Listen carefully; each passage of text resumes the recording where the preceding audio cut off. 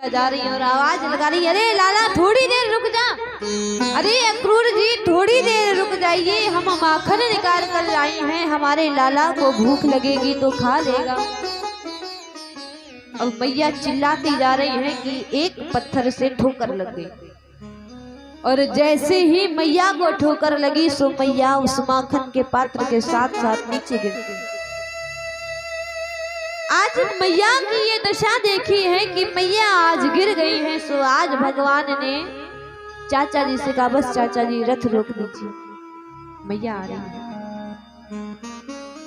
दौड़कर आज रथ से उतर कर गए हैं, मैया को आज अपने हृदय से लगाया है और मैया से भी कहा है भगवान ने कि मैया काहे को चिंता करती है, रे तेरा छोरा आज जा रहा है लेकिन परसों तो यहीं पर आना, मुझे परसों आ जाऊंगा। माखन का पात्र मैया ने हाथ में दिया, लाला इतने दिनों के बाद में जा रहे हो, भूख लगेगी तो ये माखन खा लेना जब भूख लगे। आज यहाँ पर रथ आगे बढ़ा तो अक्रूर जी महाराज भ्रम में पड़ गए, विचार करते जा रहे हैं कि ये कोई भगवान नहीं है, क्योंकि भगवान अगर होते तो सारे के सारे ब्रजवासी गोकुलवासी इतना प्रेम कर रहे हैं, अरे इतना प्रेम तो किसी साधारण मनुष्य को किया जाता है। आजकल के युग में कौन भगवान को अधिक प्रेम करता है। अनुमति ली है दोनों लालाओं से, यदि थोड़ी देर का समय हो तो यमुना जी में स्नान कर ले। स्नान करने के लिए अक्रूर जी महाराज यमुना जी में प्रवेश किए।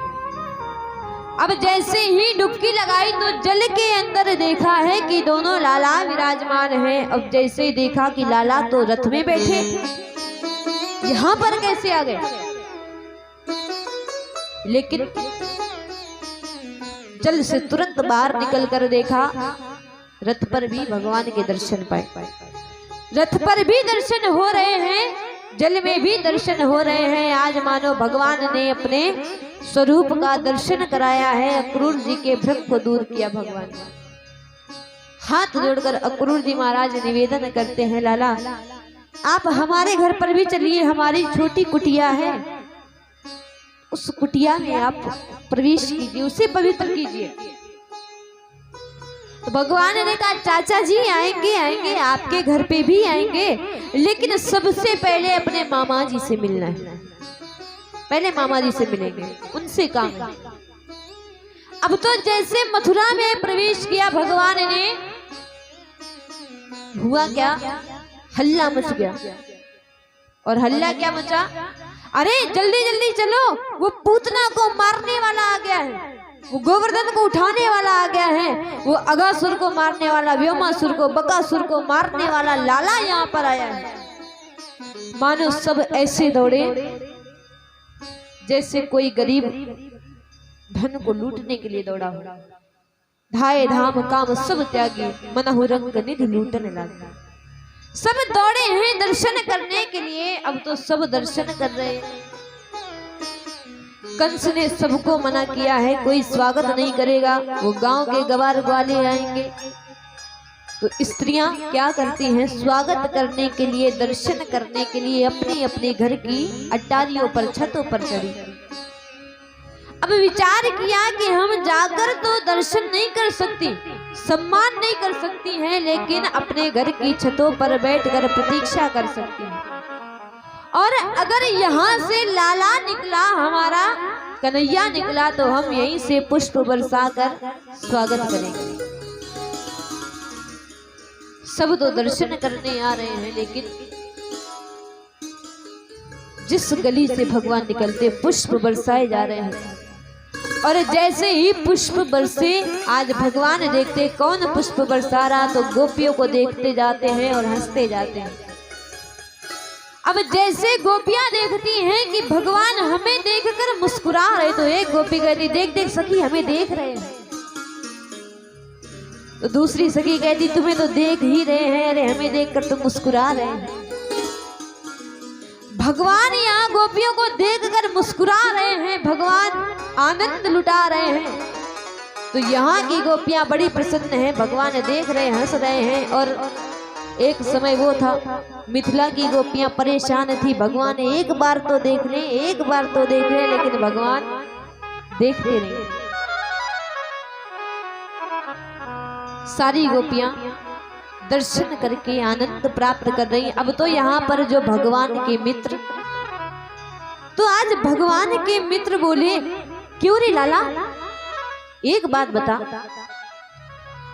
इतनी रिश्तेदारियों में घूमे हैं लेकिन ऐसा सम्मान कहीं नहीं मिला। यहाँ जिस मार्ग से जा रहे हैं पुष्प बरसाए जा रहे हैं, सो लाला ऐसा क्या है यहाँ पर? तो भगवान कृष्ण जी ने कहा कि जानते नहीं हो, अरे यहाँ का जो राजा है हमारे सगे मामा है, हम उनके भांजे हैं। अब तो जैसे ही सुना मित्रों ने तो कहा, दारी के पहले ना बता सके, अरे यहाँ का राजा तेरा मामा और तू उनका भांजा, और हम तेरे मित्र तो हम भी उनके भांजे हुए, और तेरे मामा से मिलने ऐसे जाएंगे, अगर पहले बता देता तो सुंदर वस्त्र पहन कर आते ना, भिखारी लग रहे। तो एक काम कर, तू मिल ले जाके, हम तो ना जाने वाले। तो भगवान ने समझाया, चिंता ना करो, सब व्यवस्था हो जाएगी, सारे के सारे प्रबंध हो जाएंगे। तो जब भगवान ने कहा सारे के सारे प्रबंध हो जाएंगे, तो सामने से एक धोबी आता हुआ दिखाई दिया। अब धोबी आ रहा था, पोटली कांधे पर है, लेकिन अकड़ बहुत है।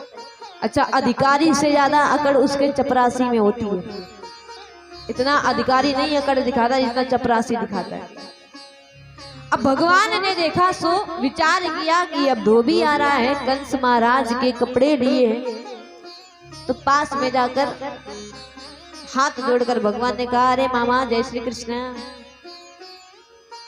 अब धोबी विचार करे, ना इस छोरे को हम जाने, ना कोई जाने परिचय, और भला आदमी आया कि मामा बोल रहा है। तो परिचय पूछा, तो भगवान ने कहा, देख मामा, हम यहाँ पर आए हैं, कंस हमारा मामा है, सोई सुनाते यहाँ के जितने लोग हैं नाना और मामा ही हुए, इसीलिए आपको हमने मामा कहा है। तो अब निवेदन करते हैं, हम उनके भांजे हैं, मिलने के लिए आए हैं। तो हमारे मित्र कह रहे हैं कि वस्त्र इनके अच्छे नहीं हैं, तो एक काम कीजिए, जो आप महाराज कंस के वस्त्र लेकर आए हैं, एक दो जोड़ी वस्त्र थोड़ी देर के लिए दे दीजिए, पुनः वापस कर देंगे आपको। अब धोबी ने जैसे सुना, पहले तो बड़े ठाके मारकर हंसा, अरे जाओ जाओ, जहां से ये गवार कृष्ण अपने मित्रों के साथ में आए हो ना, तो राजसी वस्त्र तो तुम्हारे मामा जी तुम्हें देंगे, अभी पता चलेगा, दरबार में जाओ। अब तो जैसे इसका ये कहना हुआ कि अरे गांव के गवार यहाँ पर आए हैं, राजा के वस्त्र पहनेंगे, सो भगवान को क्रोध आ गया।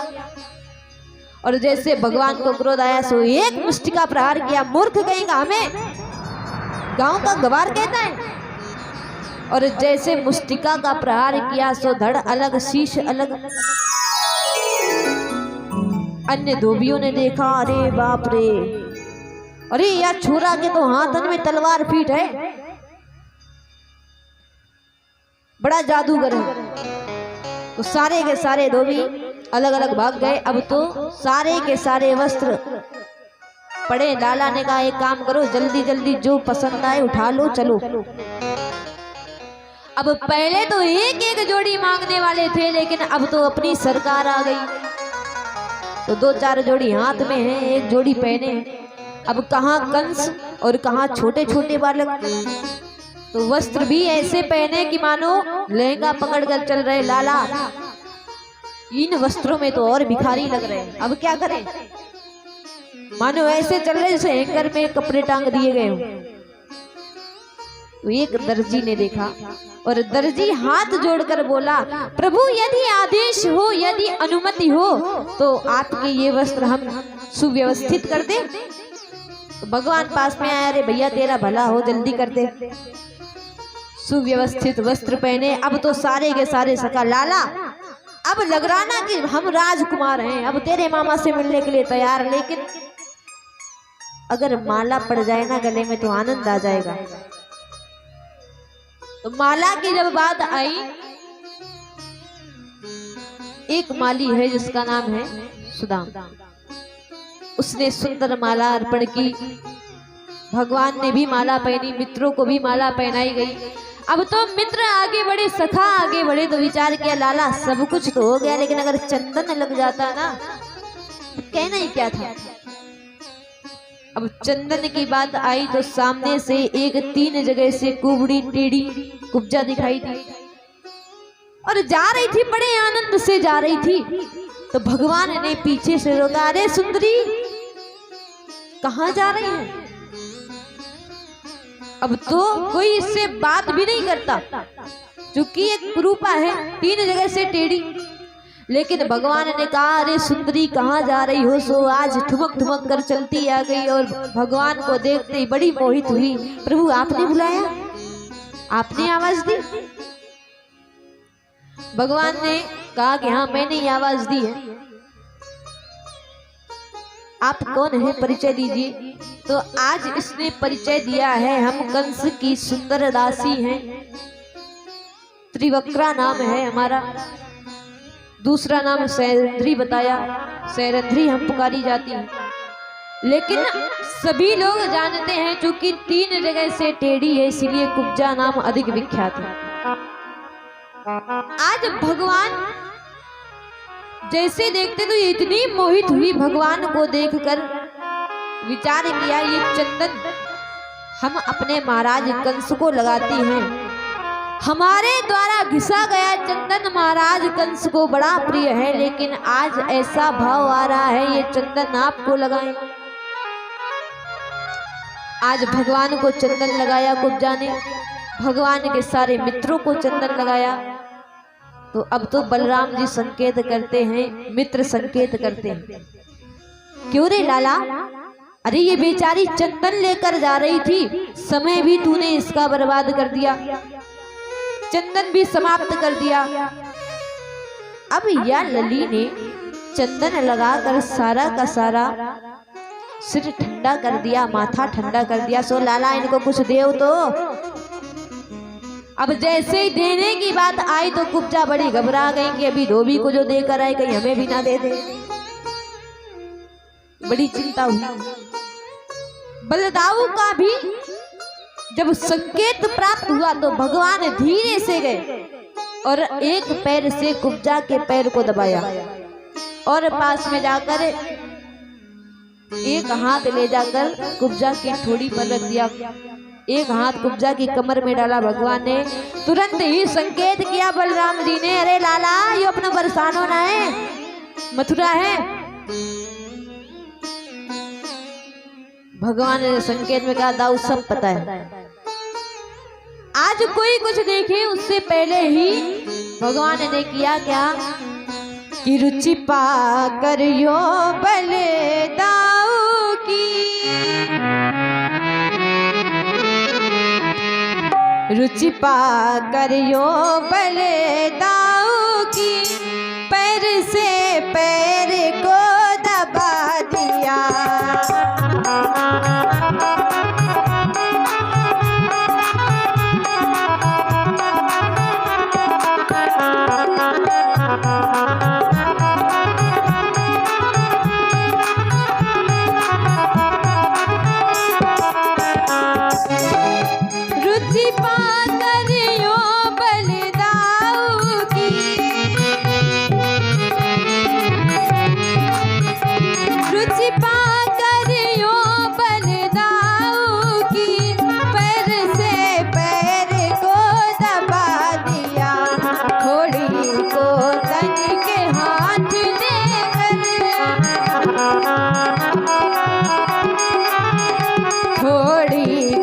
तनिक हाथ देकर घुटने से सीधा उठा दिया।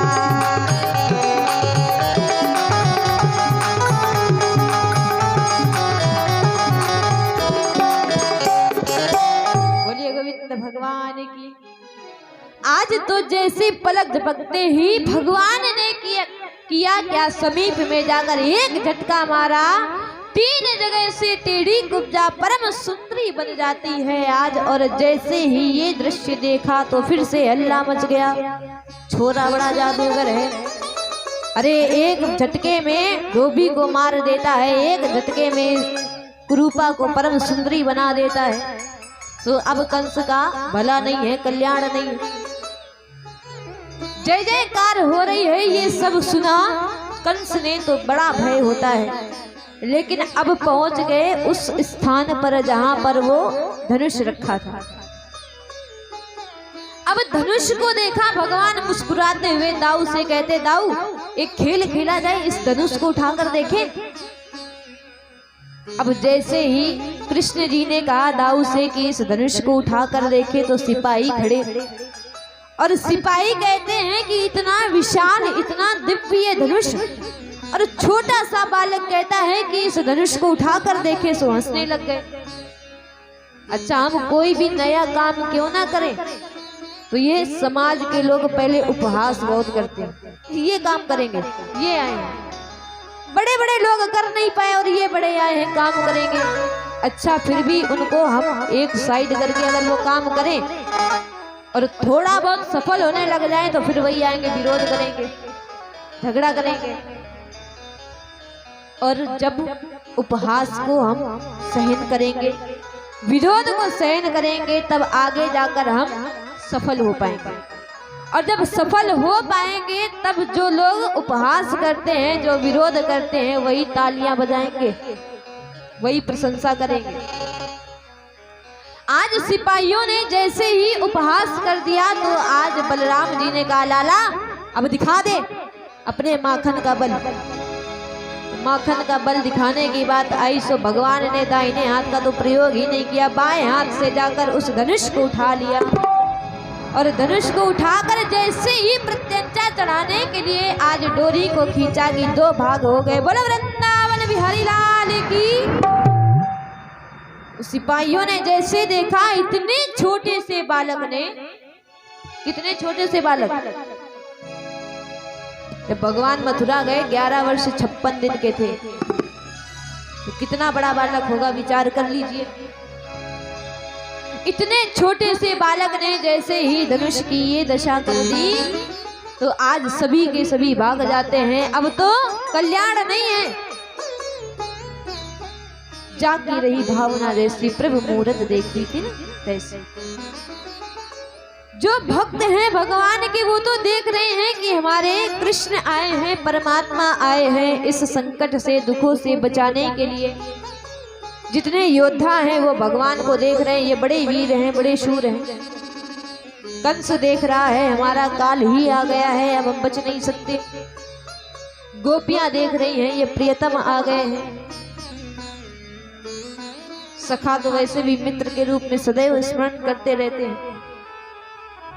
अब यहाँ पर हुआ क्या, जैसे ही देखा तो अब भगवान आगे बढ़े, उसके पहले ही द्वार पर लगा दिया गया एक हाथी को, ग्वालियापीड़ नाम का हाथी। महावतों के सहित वो हाथी मार्ग में ही भगवान को रोकने की चेष्टा करता है। तो भगवान ने कहा कि एक काम करो, जिस प्रकार रोकने आए हो उसी प्रकार वापस हो जाओ, नहीं तो कल्याण नहीं है। यहाँ हम काम करने आए हैं, अपने मामा से मिलने आए हैं, कुछ हिसाब बराबर करना है, तो तुमसे कोई शत्रुता नहीं है। लेकिन जब माने नहीं तो भगवान ने किया क्या, आज भगवान ने सूंड को पकड़ा और बलराम जी पूंछ को पकड़े, 100 हाथ आगे घसीटे, फिर 100 हाथ पीछे घसीटे, और घुमाकर आज ग्वालियापीड़ नाम के हाथी को आज भूमि पर पटका है। महावतों सहित आज हाथी का उद्धार, दोनों दांत उखाड़कर अपने अपने कंधे पर रखे। एक दांत रखे भगवान श्री कृष्ण जी और एक दांत कंधे पर रखे बलराम जी महाराज। अब जा रहे हैं, मानो जा रहे हैं तो हम प्रमाण तो लेकर जाएं कि हाथी को मार कर जा रहे हैं, कंस को दिखाना तो पड़ेगा। अब यहाँ पर हुआ क्या, जैसे सूचना मिली, संकेत मिलते ही कंस महाराज ने संकेत किया चारूण को। चारूण गया, संकेत मिलते ही आज मानो भगवान को ललकार रहा है। अरे कृष्ण बलराम, अरे तुम दोनों के विषय में हमने बहुत सुन रखा है। लाला तेने पूतना मारी, अगासुर, बकासुर, व्योमासुर, तृणावर्त सबको मारते हुए आए हो। अब भोले भाले बने भगवान कहते भैया हमने किसी को नहीं मारा, किसी को नहीं मारा, बस थोड़ा सा हमने थप्पड़ मारी, थोड़ा सा घूसा मारा, वो अपने आप मर गए। पहले मरे मराए पहुंचे, हमने नहीं मारे, अपने आप मर गए। लेकिन आप हमारे सामने क्यों खड़े? तो आज चारूण ने कहा हम तुम्हें ललकारने आए हैं, युद्ध के लिए हमारे साथ में युद्ध करो। अब भगवान बोले भले मानुष, कहाँ तो तू पहाड़ जैसा, पर्वत जैसा, और कहाँ हम छोटे फूल से बच्चे, लज्जा ना आई तुझे? अरे हमें ललकारने के लिए आया है। तो चारूण ने कहा कि हम सब जानते हैं। क्या जानते हैं? कि न बालो न किशोरस्त्वं बलस्य बलिनां वरः लीलभेयो हतो ये सहस्रद्विशतभृत। अरे हम जानते हैं कि ना आप किशोर हैं ना आप बालक हैं, और यदि प्रमाण की बात करते हो तो अभी अभी हम देख कर आए हैं कि हाथी का क्या हाल किया आपने महावतों सहित। सो अब हमारे साथ में युद्ध करो। अब चारूण, मुष्टिक, शल, तोशल, कूट, ये पांचों के पांच आए हैं अखाड़े में युद्ध करने के लिए। अब भगवान विचार करें कि 1 लाख सैनिकों का बल तो एक के अंदर है, और ये सब अगर हमसे भिड़ जाएंगे तो हमारी दशा क्या होगी। लेकिन पीछे से सखा बोल पड़े, अरे लाला डरिए मत, तेरे साथ में हम केवल यहाँ पर मेहमानी खाने नहीं आए हैं, अगर बात आ गई तो हम भी युद्ध करेंगे। तो दिखा दे, इतना माखन चुरा चुरा कर हमने खाया है तो उसका थोड़ा बहुत तो बल होगा। अरे 7 वर्ष का था तब तो तैने गोवर्धन महाराज उठा लिए, 7 दिन का था तैने पूतना मार दी, फिर ये छोटे छोटे ये योद्धा कौन सी बड़ी खीर है। आज तो यहाँ पर लाला ने कहा अच्छा ऐसी बात। अब कोई अगर और उत्साहित करे कि भैया ये काम करने जाए तो हम तुम्हारे साथ में, तो जितनी उत्सुकता होगी उससे अधिक बल आ जाएगा, अधिक जोश आ जाता है। नहीं, ये काम तो करना ही करना है। आज भगवान अखाड़े में कूदे और युद्ध करने लगे चारूण के साथ। अब थोड़ी दूर में जेल है जिसमें बंद हैं देवकी वसुदेव, तो कानों में आवाज पहुंच रही है। तो मानव विचार कर रहे हो देवकी वसुदेव, हाय मेरे छोटे छोटे लाला और भैया को पता नहीं क्या हो गया है कि इन पर थोड़ी सी भी करुणा नहीं दिखा रहे। अब भगवान कृष्ण लड़ रहे हैं चारूण के साथ। नंद बाबा को चिंता हुई, लाला अकेला है। बलराम जी से कहा बल जाओ, जाकर अपने भाई की रक्षा करो। बलराम जी ने कहा लड़ने दीजिए, छोटा नहीं रह गया। अब बाबा कहें कि जाओ बचाओ, जाकर रक्षा करो, ये बड़े बड़े योद्धा लड़ रहे हैं। बलराम जी कहें लड़ने दीजिए ना बाबा, अरे लाला सब कुछ देख लेगा, और फिर अगर थोड़ी सी भी समस्या देखी तो बड़ा भाई जीवित है। तो आज बलराम जी ने कहा कि लड़ने 2 साल 11वां है, बालक अब नहीं कन्हैया है, कि फिर इसके साथ अंग रक्षक इसका बलदाऊ भैया है।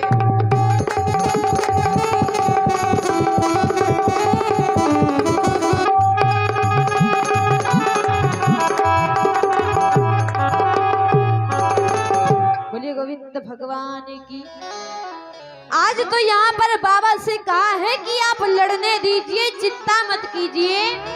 आज भगवान ने, कृष्ण जी ने चारूण को पकड़ा और 7 बार घुमाकर आज पृथ्वी पर पटक दिया। बोला चारूण मर्दन भगवान की। इधर बलराम जी कूदे अखाड़े में अपने छोटे से भाई को अकेला देखकर, और भगवान बलराम जी ने आज मुष्टिक को पकड़ा। थोड़ी देर तो युद्ध किया, लेकिन एक मुष्टि का प्रहार किया, खून की उल्टियां करता हुआ भूमि पर गिर गया। बोले बलराम जी महाराज की। आज अखाड़े में ही युद्ध करते करते खेल ही खेल में चारों मुष्टिक शल तो शलकूट इत्यादि पांचों का उद्धार किया। अब यदि बात करें तो ये पूर्व जन्म में एक ऋषि हैं, उतथ नाम के ऋषि, और ये पांचों जो मल्ल योद्धा भगवान के साथ में युद्ध करने के लिए आए, ये उतथ ऋषि के ही पांचों पुत्र थे। लेकिन जो ब्राह्मणों के कार्य होते हैं, कर्म होते हैं, उन्हें छोड़कर क्षत्रियों के कार्य करने लग गए। राजा बलि के यहाँ पर जाकर मल्ल युद्ध की शिक्षा प्राप्त करना आरंभ किया, और जब पिताजी ने देखा तो क्रोध में आकर शाप दे दिया, ब्राह्मणोचित कर्म छोड़कर क्षत्रियोचित कर्म कर रहे हो तो जाओ, शाप देते हैं कि शीघ्र ही तुम भूमि पर जाकर मल्ल हो जाओ। अब शाप तो दे दिया, लेकिन पुत्र हाथ जोड़कर प्रार्थना करते हैं, पिताजी इस शाप को आप वापस ले लीजिए। तब कहा कि शाप तो हम दे चुके हैं, वापस नहीं ले सकते, लेकिन कृष्ण आएंगे और तुम्हारे साथ में युद्ध करेंगे, कृष्ण के स्पर्श से तुम सबकी मुक्ति हो जाएगी।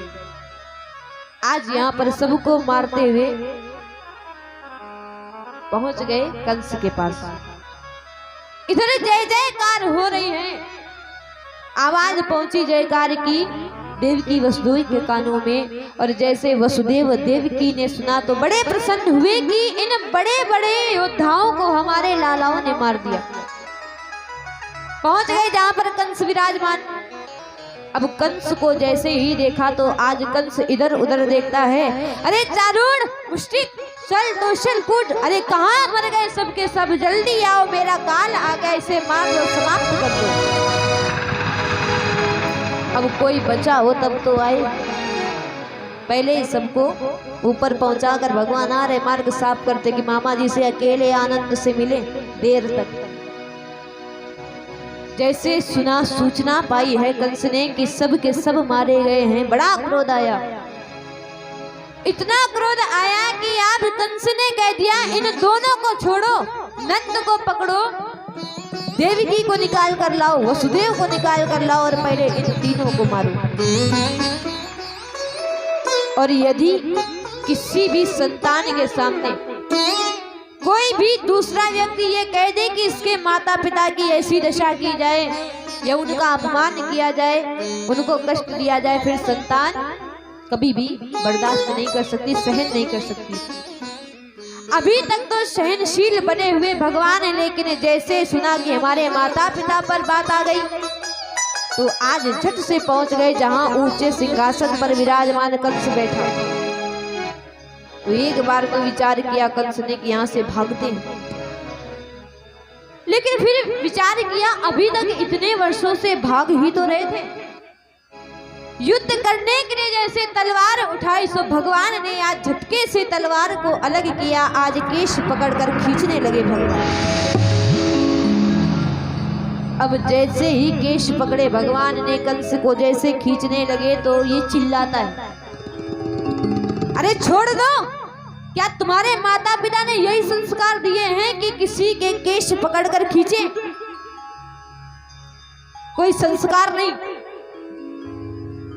भगवान मुस्कुराए, अरे मामा संस्कार याद आ रहे, अरे वो दिन आप भूल गए जब हमारी मैया का यानी आपने अपनी चचेरी बहन देवकी का विवाह किया, विदाई कर रहे थे, और एक छोटी सी आकाशवाणी सुनकर भरी सभा में आपने रथ से केश पकड़कर उसे खींचा। तब आपके संस्कार कहाँ गए मामा? आज भगवान वो बात याद दिला रहे हैं कि कुछ याद है मामा मैया की कि तुमने क्या दशा बनाई थी, खींचा था रथ से बाल पकड़ फिर उस पर खड्ग चलाई थी।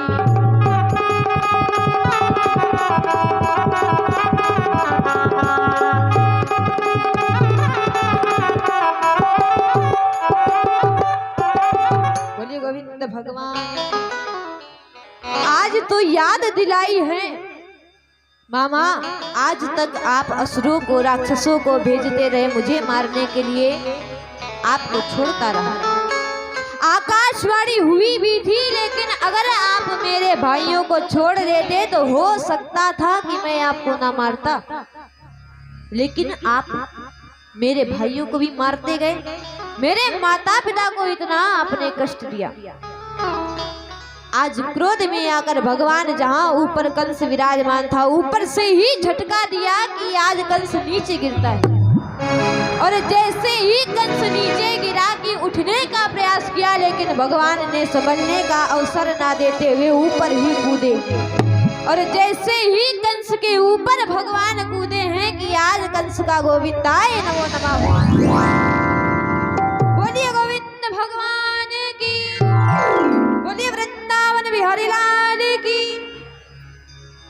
आज तो यहाँ पर सभी लोग जय जयकार कर रहे हैं।